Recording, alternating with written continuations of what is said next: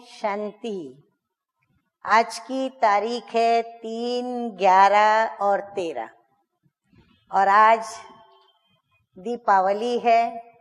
और दीपावली के साथ साथ आज प्यारे प्यारे मीठे मीठे अव्यक्त बाप दादा की अव्यक्त ज्ञान मुरली भी है। तो हम आज डबल रोशनी के साथ दीपावली को मीठे मीठे प्यारे प्यारे अव्यक्त बाप दादा की ज्ञान मुरली सुनते हुए उसे खूब अच्छी तरह मंगल मिलन मनाते हुए मनाएंगे और स्वयं में ज्ञान और योग की, ज्ञान की रोशनी, योग का गिर्त इनके द्वारा खूब रोशन होकर के और जगत के अंदर रोशनी फैलाने का काम अर्थात मीठे मीठे बाबा का संदेश देने का काम हम खूब अच्छी तरह से करेंगे। तो मुरली में बाबा क्या कहते हैं? तो आज की इस अव्यक्त ज्ञान मुरली का शीर्षक है आत्मज्ञान और परमात्मा ज्ञान में अंतर। आत्मज्ञान और परमात्मा ज्ञान में अंतर क्या है? आज तक मनुष्य आत्माओं ने जो ज्ञान दिया और अब हमें स्वयं परमपिता परमात्मा ज्ञान दे रहे हैं, तो इन दोनों के बीच अंतर क्या है? तो देखो, बाप दादा कहते हैं स्वयं को सदा स्वदर्शन चक्रधारी अनुभव करते हो। मनुष्य आत्माओं से ज्ञान तो सुना, लेकिन हम स्वदर्शन चक्रधारी नहीं बने। अब बाबा हमें स्वदर्शन चक्रधारी बनाते हैं।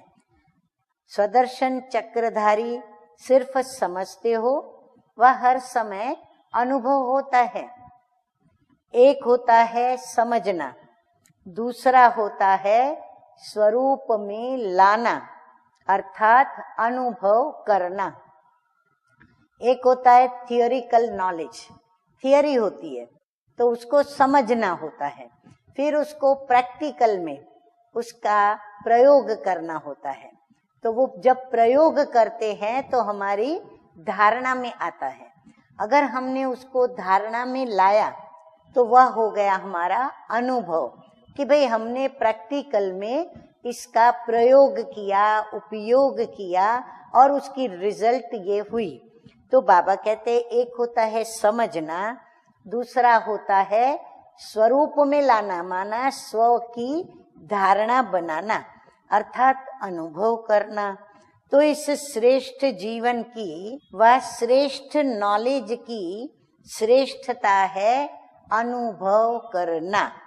हर बात जब तक अनुभव में नहीं लाई है तो फिर आत्मज्ञान और परमात्मा ज्ञान में कोई अंतर नहीं रहता है। जैसे हम आत्माओं के द्वारा ज्ञान सुन के एक कान से सुनकर हमने दूसरे कान से निकाल दिया। यदि हम इस ज्ञान को धारण नहीं करते हैं परमात्म ज्ञान को, तो फिर हमारा यह परमात्म ज्ञान भी कैसा हो जाता है? आत्मज्ञान जैसा ही हो जाता है, फिर उसमें कोई फर्क नहीं रहता। आत्माएं हैं आत्मज्ञान सुनाने और समझाने वाली, न कि अनुभव कराने वाली।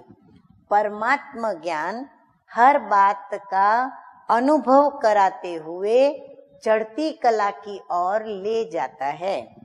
अपने आप से पूछो कि ज्ञान की हर बात अनुभव में लाई है? समझने वाले हो, सुनने वाले हो या फिर अनुभवी मूर्त हो?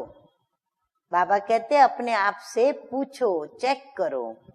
जीवन में अनेक प्रकार के अनुभव आत्मा को नॉलेजफुल और पावरफुल बनाते हैं। हर अनुभव हमें नॉलेजफुल बनाता और पावरफुल भी बनाता। किसी भी ज्ञान की पॉइंट में जो बाबा मुरली के अंदर भिन्न भिन्न प्रकार की बातें पॉइंट के रूप में सुनाते हैं, अगर किसी भी ज्ञान की पॉइंट में पावरफुल नहीं हो तो अवश्य वह सब पॉइंट के अनुभवी मूर्त भी नहीं बने हो। समझने समझाने वाले व वर्णन मूर्त बने हो, ज्ञान का वर्णन करने वाले बने हो, लेकिन मनन मूर्त नहीं बने हो, जिससे मनन चिंतन चले ऐसी ज्ञान की अंदर में धारणा नहीं की है।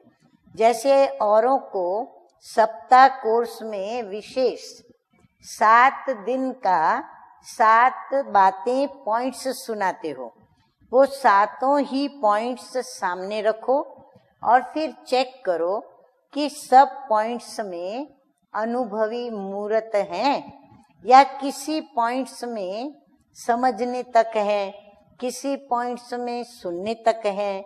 बाप दादा तो रिजल्ट को देखते जानते हैं कि अनुभवी मूर्त सर्व बातों में बहुत कम है।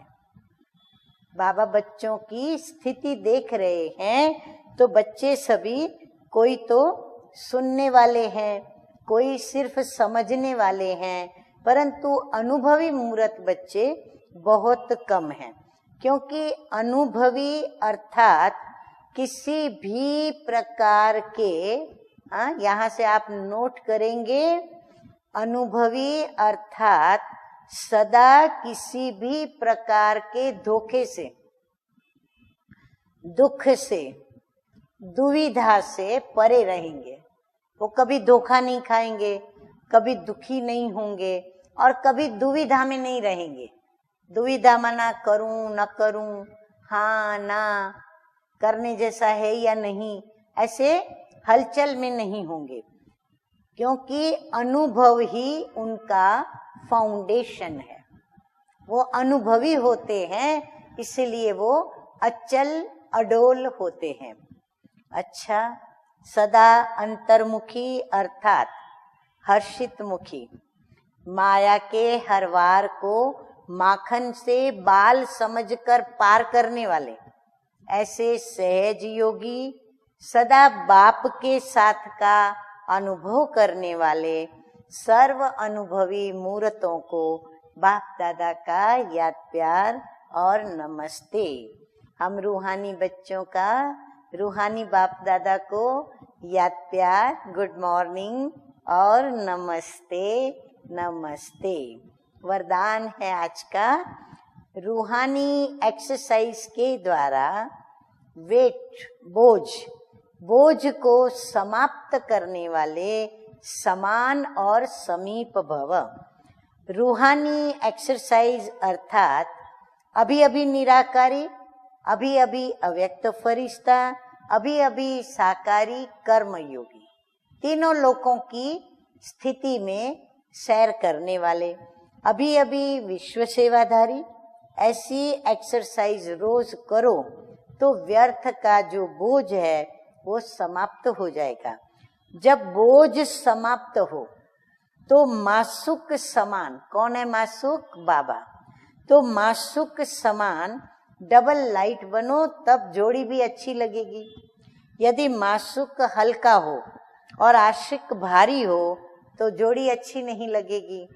रूहानी माशुक आशिकों को कहते हैं कि समान बनो, समीप बनो। स्लोगन है आज का, अपने जीवन रूपी गुलदस्ते के द्वारा दिव्यता की खुशबू फैलाना ही गुण मूर्त बनना है।